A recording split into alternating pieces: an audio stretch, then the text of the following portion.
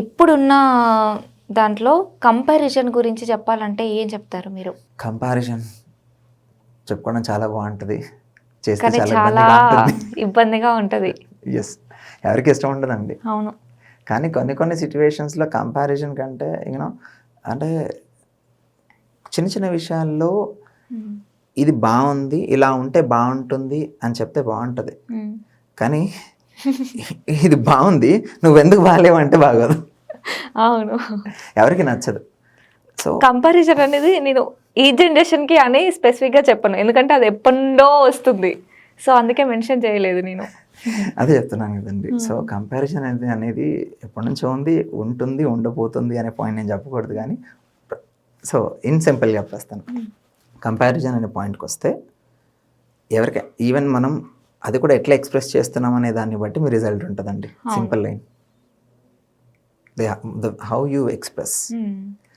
మంచి విషయం ఏంటంటే ఒకరిని చూపించి నువ్వెందుకు ఇలా అవ్వలేదని మాత్రం అడగకూడదు. అడిగామనుకోండి అది నెగిటివ్ కాన్సిక్వెన్సెస్కి దారితీస్తుంది.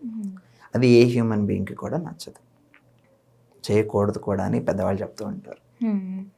సో ఇక్కడ కంపారిజన్ అనేది బేసిక్గా మనకి మనం బెస్ట్ ఇచ్చే దాంట్లో కంపేర్ చేసుకోవడం is the best, comparing with the other people. Okay. అంటే పేరెంట్స్ ఇప్పుడు నువ్వు నీకు ఎందుకు ఇన్ని మార్క్స్ తక్కువ వచ్చాయి, అతనికి ఎందుకు ఎక్కువ వచ్చాయి, అలా డైరెక్ట్గా కంపేర్ చేస్తున్నారు ఇప్పుడున్న పిల్లల్ని. అదే మనం పేరెంట్స్ని కంపేర్ చేయలేం కదా, వాళ్ళ డాడీ అలా ఉన్నారు మీరు ఎందుకు ఇలా ఉన్నారు అని. అది అసలు నా మైండ్లో ఎప్పుడు కంపారిజన్ అని అంటే అది ఎప్పుడు రన్ అవుతూ ఉంటుంది. సో మీరు మమ్మల్ని కంపేర్ చేసేటప్పుడు ఒకసారి ఆలోచిస్తే బాగుంటుంది కదా పేరెంట్స్ అని. మీరు అన్న పాయింట్ చాలా బాగుందండి, really it's a beautiful point. But you know that need to be అంటే పేరెంట్స్ని క్వశ్చన్ చేయడం తప్పు అంటారు, బట్ అది కూడా పాయింటే కదా. మీరు కంపేర్ చేస్తున్నప్పుడు మేము మిమ్మల్ని అనలేకపోతున్నాం, కాకపోతే మేము కూడా అనొచ్చు. సో అలా అనిపిస్తూ ఉంటుంది నాకు. అంటే ఇక్కడ కూడా అండి the way you communicate matters. అవును. ఇప్పుడు ప్రీవియస్గా మాట్లాడినట్టు లేకపోతే ఎప్పుడైనా కానీ అంటే నా పర్సనల్ ఒపీనియన్ కాదు, లైక్ మా ఫ్యామిలీలో కానీ బయట చూసినప్పుడు చిన్నపిల్లల్ని కంపేర్ చేస్తూ ఉంటారు. నాకు అది చాలా డిస్టర్బెన్స్గా అనిపిస్తూ ఉంటుంది కంపేర్ చేయడం అనేది.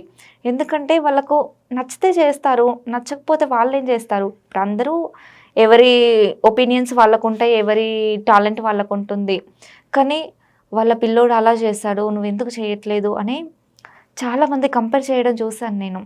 అది నాకు చాలా డిస్టర్బెన్స్ అనిపించింది. సో వాళ్ళ పేరెంట్స్ అలా ఉన్నారు, మరి మీరెందుకు ఇలా లేరు అని నాకు వెంటనే అలా అనిపిస్తుంది. కానీ అడగలేము మనం, ఎందుకంటే మన సిచ్యువేషన్ కాదు కదా అది. సో అలా ఐ రియలీ అప్రిషియేట్ అండి. కానీ ఇక్కడ ఒకటే పాయింట్, ఎవరైనా కానీ కంపారిజన్ అనే పాయింట్కి వచ్చేసరికి బెటర్ యూనో పిల్లలు కానీ పెద్దవాళ్ళు కానీ ఎవరైనా కానీ వాళ్ళ బెస్ట్ క్వాలిటీస్, వాళ్ళ బెస్ట్ పాయింట్స్ కనుక మనము హైలైట్ చేస్తూ వాళ్ళకి కనుక ఎక్స్ప్లెయిన్ చేస్తే ఆటోమేటిక్గా వాళ్ళు ముందుకు వెళ్ళిపోతారు. సో ఇక్కడ ఏదైనా కానీ ఒక నెగిటివ్ని ఎక్కువ ఫోకస్ చేస్తున్నాం అనుకోండి, వాళ్ళు చేసే పాజిటివ్ పాయింట్స్ కూడా స్లో అయిపోతాయి. బట్ నేనేం సజెస్ట్ చేస్తానంటే better focus on the positive points. అంటే ఇప్పుడు ఒకళ్ళు చిన్న చిన్న గ్యాప్ ప్రతి ఒక్కరికి ఉంటే ఉండవు అనట్లేదు.